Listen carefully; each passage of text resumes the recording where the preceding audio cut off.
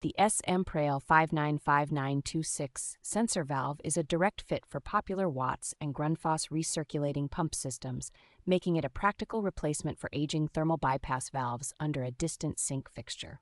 By automatically opening when hot water lines cool and closing again around a set temperature, it delivers near-instant hot water at the tap while cutting down on wasteful water runoff.